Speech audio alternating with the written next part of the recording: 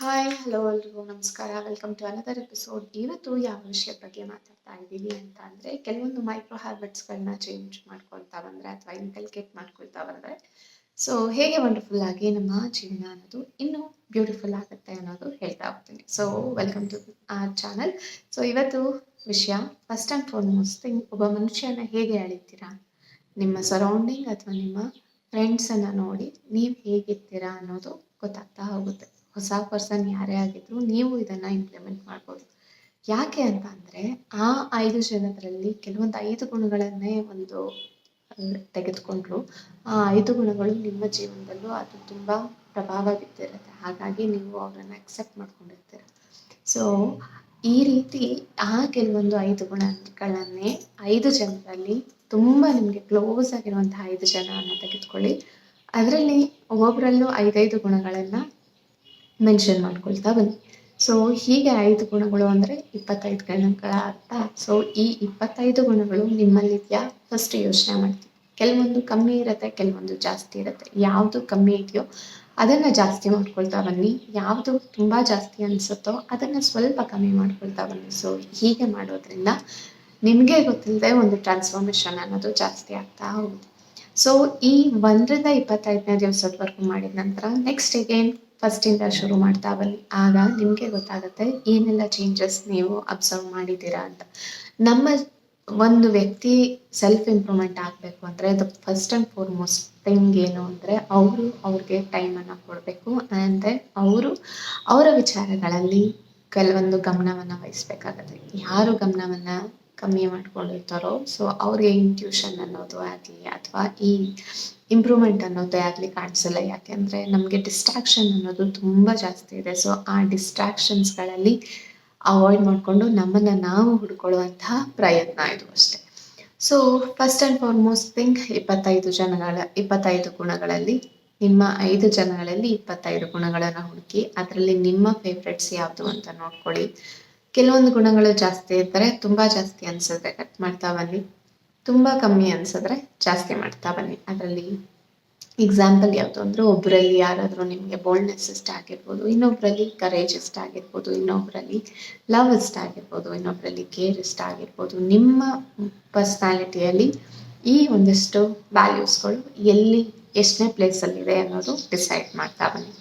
ನೋಡ್ತಾ ಬಂದಾಗ you will analyse where I am and where I have to go, where I have to move on to become a very good person ಅನ್ನೋದು. Second, own first and then save later. ಇದು ಏನು ಆಗುತ್ತೆ ಅಂದರೆ, ಯಾವುದೇ ವಿಷಯವನ್ನಾಗಲಿ responsibility ಅನ್ನೋದು ತೆಗೆದುಕೊಳ್ಳೋದು ತುಂಬಾ important. The more you become a responsible for your life, you will give 100% attention to your self and then to your surrounding. ಏನಾಗೋಗ್ತಾ ಇರುತ್ತೆ ಅಂದರೆ, ಎಷ್ಟೋ ವಿಷಯಗಳಲ್ಲಿ ನಾವು ಈ ಒಂದು ವಿಚಾರಗಳನ್ನ ಮರೆತುಬಿಟ್ಟಿರ್ತೇವೆ. ನಮಗೆ ಏನು ಬೇಕು ಏನು ಬೇಡ ಅನ್ನೋದೇ ಮರ್ತೋಗಿರುತ್ತೆ. ಕೆಲವೊಂದು ಯಾರೋ ಹೇಳಿದ್ರು ಅಂತ ಮಾಡ್ತಾ ಹೋಗ್ತೀವಿ, ಕೆಲವೊಂದು ಮಾಡಿಬಿಟ್ಟು ಹಾಗೆ ಬಿಟ್ಟು ಹೋಗ್ತಾ ಇರ್ತೀವಿ. ಇದನ್ನೆಲ್ಲ ಅವಾಯ್ಡ್ ಮಾಡಬೇಕು ಅಂತ ಅಂದರೆ ಟೇಕ್ ಯುವರ್ ರೆಸ್ಪಾನ್ಸಿಬಿಲಿಟಿ ಫಸ್ಟ್. ಏನೇ ಆಗಿರ್ಬೋದು, ಚಿಕ್ಕ ಊಟ ಮಾಡಿದ ತಟ್ಟೆಯನ್ನು ಎತ್ಕೊಂಡು ಹೋಗಿ ಸಿಂಕಿಗೆ ಹಾಕೋದೇ ಆಗಿರ್ಬೋದು, ಅಥವಾ ನಿಮ್ಮ ಊಟವನ್ನು ನೀವೇ ಬಡಿಸ್ಕೊಳ್ಳೋದೇ ಆಗಿರ್ಬೋದು.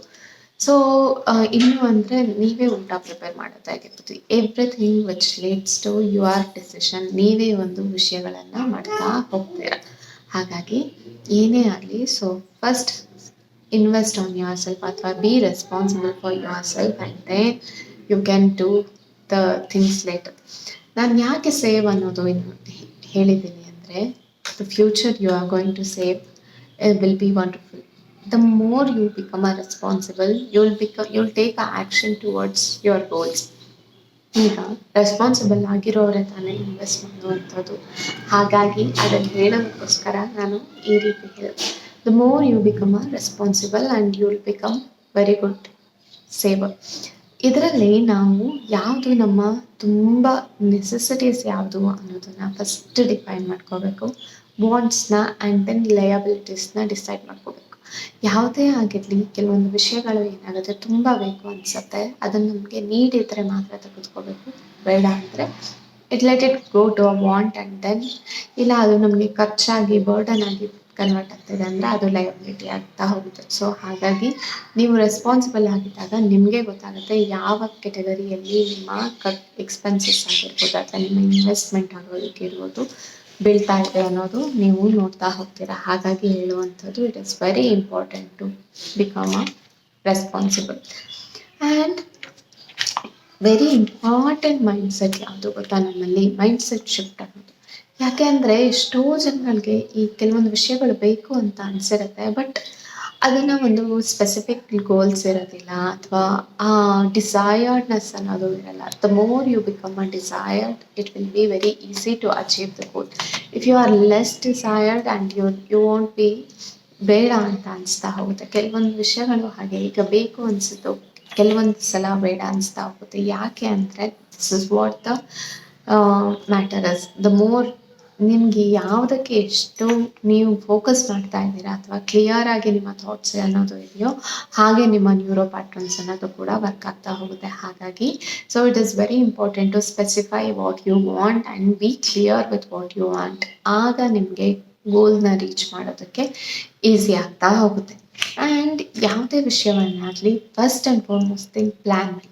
The moment when you start planning, your body will, your mind will take the actions. ಏನು ಆ್ಯಕ್ಷನ್ ತೆಗೆದುಕೊಳ್ಬೇಕು ಅನ್ನೋದು ಡಿಸೈಡ್ ಆಗ್ತಾ ಹೋಗುತ್ತೆ. ಇದು ಒಂಥರ ಹೇಗೆ ಗೊತ್ತಾ, ಈಗ ಒಂದು ಊರಿಗೆ ಹೋಗಬೇಕು ಅಂದರೆ ನೀವು ಹೇಗೆ ಹೋಗಬೇಕು ಅನ್ನೋದನ್ನು ಪ್ಲ್ಯಾನ್ ಮಾಡ್ಕೋತೀರಾ ಅಥವಾ ಅಲ್ಲಿ ಏನೇನು ನೋಡಬೇಕು ಅನ್ನೋದು ಹೇಗೆ ಪ್ಲ್ಯಾನ್ ಮಾಡ್ಕೋತೀರೋ ಹಾಗೆ.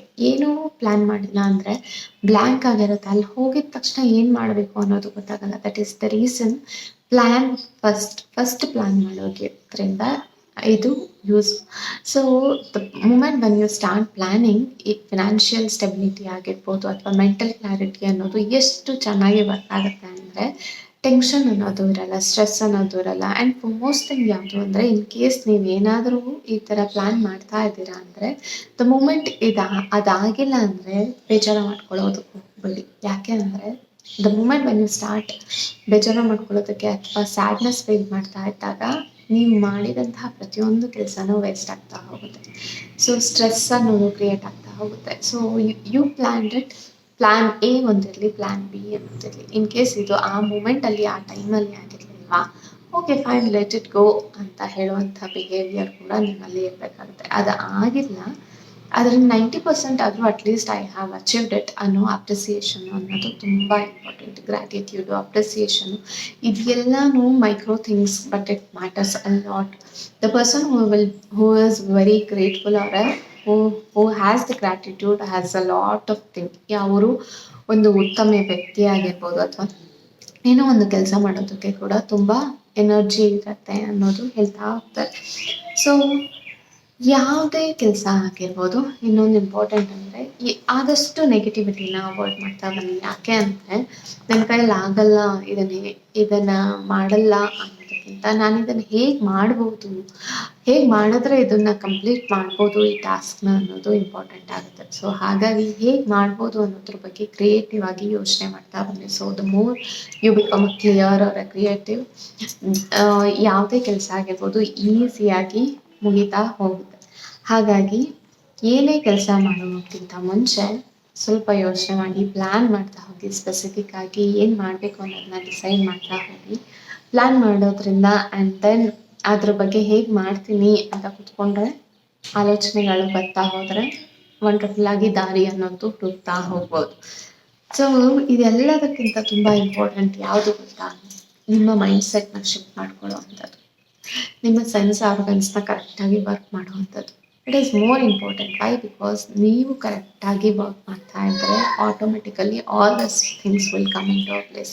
ಸೊ ಈ ಕೆಲವೊಂದಷ್ಟು ಮೈಕ್ರೋ ಹ್ಯಾಬಿಟ್ಸ್ನ ಇನ್ಕ್ಲೂಡ್ ಮಾಡ್ಕೊಳ್ಳಿ, ಈಸಿಯಾಗಿ ನಿಮ್ಮ ಗೋಲ್ಗಳನ್ನ ಅಚೀವ್ ಮಾಡಿ ಅಂತ ಹೇಳ್ತಾ ಇವತ್ತಿನ ಟಾಪಿಕ್ನ ಮುಗಿಸ್ತಾ ಇದ್ದೀನಿ. ಮತ್ತೆ ಹೊಸ ಟಾಪಿಕ್ನೊಂದಿಗೆ ಭೇಟಿಯಾಗೋಣ. Till then thank you so much.